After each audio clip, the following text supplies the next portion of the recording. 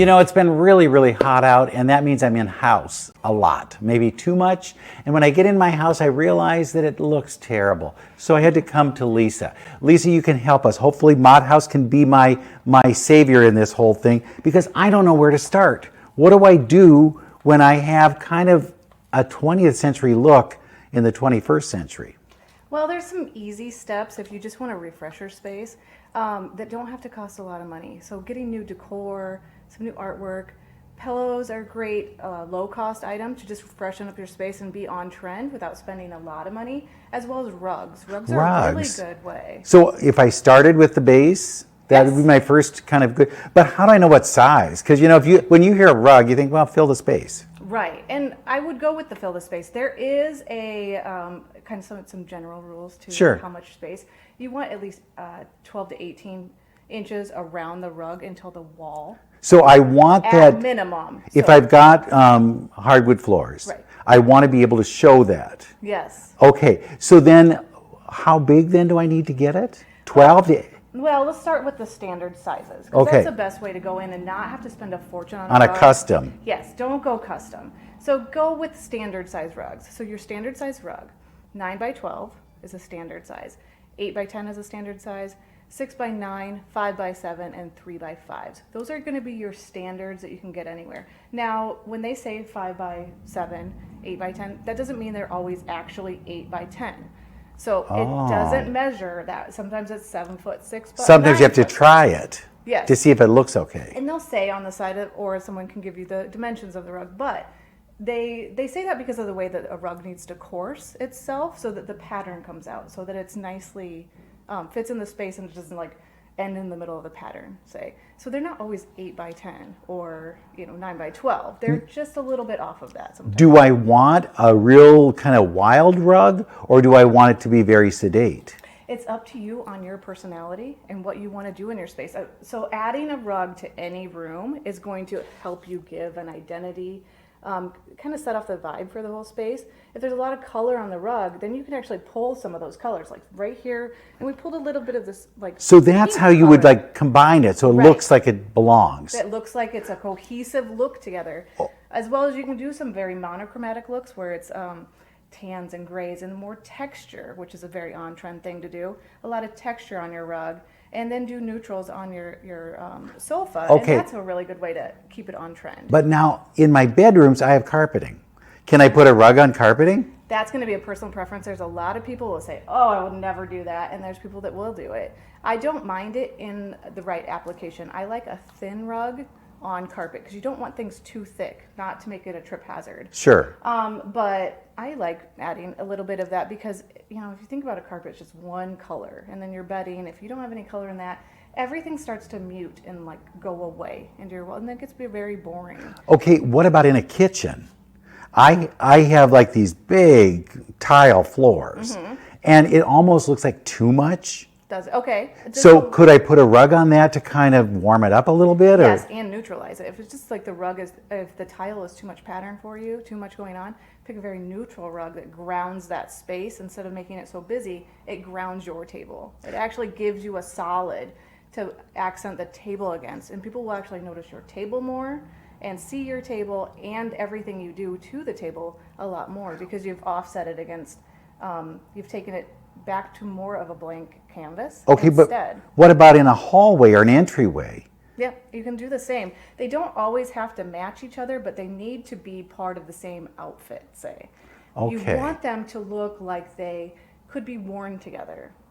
So it doesn't have to be the same rug all through your house. I actually like it when you don't put the same rug everywhere. Yeah, because doesn't it, why did we do wall-to-wall carpeting in a house? Right. It all had to match, right? And so then it changes, then, we don't want carpeting. Right. So then I've got to pull all the carpeting up, and then I realize I got a lot of wood. Right. And then I've got to soften it because it's loud and you can hear echoes and everything. Yeah, carpet really help, or rugs actually really help with acoustics, and as well as grounding a space. So you might notice if you took everything up and you have hardwood floors, then everything feels like it's floating in your space. There's no grounding to that. So a carpet or a rug for that space will actually ground you to that one particular area. And then with an open concept, we're doing a lot of these open concepts right now, it can actually ground the table that might be right next to your sofa, but it gives them a particular area to go Okay, to. when I deal with furniture then in there, is that just make sure it's all inside the rug and it fits, or how do you arrange that? Yes, so if you like the arrangement, I like to start with, do you like the arrangement of your furniture? So start there. Like, do you like the arrangement? The big chair in front of the TV. Isn't that how I want it? That's maybe how you want it. Okay. You think about it as you would flow through the space as well as how your guests would. Most people do not enter their house the same way as their guests enter the house. You come from maybe the back hallway around the kitchen. They come from a front door. Okay. So you want to make sure that the layout of the furniture is cohesive for people that visit as well And as it's not you. blocking And them. it's not blocking them. There's plenty of space to move around. And then once that furniture is actually laid out into the space you want it, take a dimension of what is the footprint of the furniture. So I like to add, I'll start with, when you see sales on rugs, it's always a 5x7. 5x7. They're Okay. always on sale. They're always cheap. The reason is there's very, very little use for 5x7 rugs. Oh, they're getting They- ya. They need to get rid of them. It's kind of an entry drug, Yeah. right? Well, it looks like such a great price. So you're like, oh, I could get this for $40. I'm going to do it. But there's just really not a space for a 5x7 unless you're going to maybe seat a tiny seating area. But you need more room than that usually. Yeah. So take an actual dimension of your furniture, just how it is, and the room itself. Do you measure so that the furniture is on top of the rug, or do you measure so that the furniture is outside the edges of the rug? So you would measure the whole room first. So there's no rug at all right now. So you take the dimensions of the room, take out hallways, passageways that you just need to move around the space in. And then I like to add, for an 8x10, I like to add 2 to 3 feet per Okay. dimension. So an 8x10 would be a 9, so that the room itself, 11x13. So Sure. the room's 11x13, an 8x10 would fit nicely in there because you back it away Okay. from the wall. When I said 12 to 18 inches, that's your minimum. I personally like a little bit more of that wood showing because I like white space or Sure. showing the base. Okay, then what if I have like a big piece of furniture? You know, there's always a couch that's Oh, yeah. huge. Right. What do I do with that? So say we have a bigger room than that. 15x18 is a very standard living room size. You want to do a 9x12. So add, again, 4 to 6. A little bit more, the bigger the room, the little bit more of that float space we want, right? Okay. So that's going to be your minimum. So 8x10, add 2 to 3 feet either side. A 9x12, add 4 to 6. Okay. As a general rule. So it's math, and I don't know if I like math. It's a general rule to just make you feel a little bit more confident with what that's going to work. Then, some rugs have a pattern to them. They need to face one direction or another. So if the long dimension of that rug looks funny against the couch, it's not the right rug for you because the pattern is not pulling the right direction for you. Okay. So we want to have the furniture either all the way on the rug, just all of it on, none of it on, which I do not recommend. Yeah. So we call It looks that like a play area. yeah, we call that floating. So the rug actually floats in the middle, and that's where people end up using those 5x7s that you hear about. Those typically float in the middle of a space. What happens is they shift, they move, and then everything looks like it's its own island. So when you overlap items onto it, like the sofa's overlapped onto the rug, these overlapping of items actually make it look more cohesive. We don't want to play floor is lava, right? Where we're jumping you don't from want each. your kids jumping around Okay. and moving it, nor do you want people to be able to shift the rug and it gets further and further out of the room. And Okay, then do you ever go diagonally with a rug? Do you ever, all those kind of goofy Sometimes. things that you see? I see homes where they've got like an oddly placed fireplace that would make everything go diagonal if you put it Yes. with that. So I do have a house that we just did, and diagonal was the only way we could get the size of rug we needed, but it was a diagonal fireplace. And when you do that, you need to decide where your offset point is. Are we going to move this rug off the diagonal of the fireplace, or are we going to pull it off the side of the walls? Now, with all furniture placement, no matter what it is, it's either all on or at least footed is where I call Okay. it footed. So you have the feet on you want either the side tables all on or all off. Because if you imagine a side table, it's all tippy. Then if Okay, it's like no, halfway on, yeah, get the matchbooks. Yeah. We need that to try and even out. Do you get a pad for the rug or not? Yeah, well, a lot of rug companies will not back their rug if you don't put a rug pad under. Okay, so that's a good thing. Yes, and you don't want there is some tougher materials underneath mechanically woven rugs that will actually could scratch some of that wood floor if kids are rough on it, or if you're pulling really heavy furniture against it, you can end up with a pretty bad hole in the rug from moving it. Oh, we don't want Say a that. coffee table and you're putting your feet on all the time. Well, you might be pushing it against that rug, and that's going to give you like a little bit of a hole or a wear spot right there. Okay. A new trend that's really good, and when we're talking about maybe kitchens, dining rooms, is washable rugs.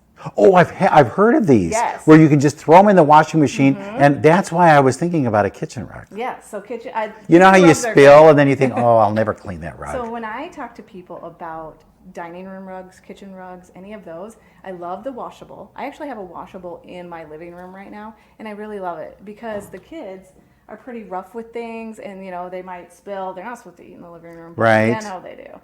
And so How often do you have to wash it? I don't have to wash it. It vacuums up nice. It's got the texture of a rug. Okay. But if there's a big spill, I know that I can really scrub at it, and then I'll put it in the washer if I have to.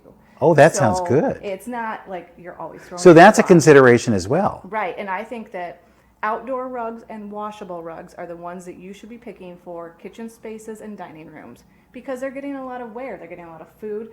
People are walking through them. A lot of people take their shoes off in your house, but they might walk through part of your kitchen. And Yeah. so they're tracking through a lot of that. So, and there's just a lot of wear in those spaces. So they take a lot of wear better. They're thin and they usually have a rubber backing to them. So you don't need a rug pad Okay. under those because they have that built in. And we have one back here that you can look at really quick.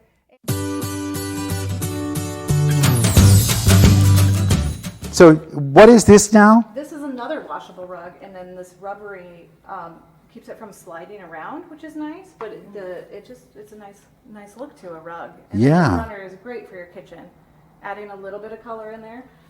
And it looks antique. Right. Okay, Lisa, tell me about this rug. How is this all arranged? Is this how we want to do it? What do I need to know? So this space right here is a little bit of a difficult space. If you have a little seating area, an accent into your house, I love this organically shaped rug. So it's not No, it's a hide look, right? But Yeah. you don't have to worry about the constraints of exactly having your furniture on it or off of it as much as the shape moves around for you. And this one is a washable hide. washable. This is a washable So I rug? told you we had washables in here, and this is a washable hide. Wow. Hide look, and it has that fur look to it. It's great, but it doesn't, harm any animals, which is great. No, And but it it's looks real. washable. Right. And you have this half on, half off. Right. So we have a little bit of space, so we're not as worried about the constraints of design on this one because the shape is organic. We can actually have a little bit more fun and play with this one. And it can go in a bigger space. Yes. This one also is really good for layering. If you have a giant jute rug or any of those and you need to tie in maybe a little side seating area over here, you have a massive couch, but your rug, it fits under everything, but you wanted a more economical priced rug, you get a very, very large rug, and you can put something like this that kind of leads your eye over to that seating area and gives you more visual interest without spending You a fortune. talk economical though. Are they okay? I mean, or do I have to get another job? No, so this washable is $100. Oh, really? Yeah, so we're not talking really expensive items here. Oh, that's great. So we have all different price points in our rugs, and you're going to pay more for more like hand done rugs. Some wool rugs are going to cost quite a bit more. There's mechanically done rugs are going to be your cheapest ones, but they'll hold up pretty well. Sure. And it's a little bit more like a through dyed yarn. There's a lot of things that go into why the price of a rug will be more expensive. But the reason we do all of these and we show different things is we have a rug wall in here. Rug wall. Look at this. This is good. So this rug wall actually helps with showing colors, different feels of rugs. So this one is it doesn't feel as soft maybe. Oh, really? It looks soft. Right. This has got some beautiful texture, has more hand woven pieces with it. So you get to see some of those in action and what that means. So this is still a thin one. Yeah, the patterns, that's what really intrigues me. But you know that I would probably go with a non-pattern thing because I'm too new to all of this. Well, so a truly non-patterned can be kind of boring. Boring, Right. yeah. Unless But I you're like the really- pattern. Yeah, if you're really going to go crazy with your pillows or something, these still feel like a neutral. They're going to like give you some look to your space, but they're not crazy patterns everywhere. Now we do have some that are like that, so you can try those. But the reason we have a rug wall in here is these items are you can check them out. Really? Yeah. And then to actually see if it works in your house. Right, and this might not be the rug you want at all, but we might find that the tan colors, the taupes, tans, and grays might look better than full gray in your space. Sure. So then we're checking your colors before you commit to a massive rug.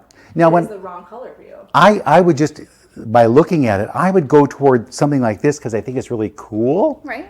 but maybe it won't work. Right, and so this is a much more manageable way of taking this home. You take this piece with you, And then I'll just drop it down and see. check it out, and you can put it by your couch and see how the colors play together. Then can you get me in those sizes? Yes, and then they come in all the sizes. So we actually have a something on the back here that says what sizes it comes in, what the price point is on those sizes, so you know. And I might Perfect. say, well, you liked this one. I'm going to say, why don't we bring this one? So you give me another suggestion. yeah, and this one back with you. And This we're- looks like grandma.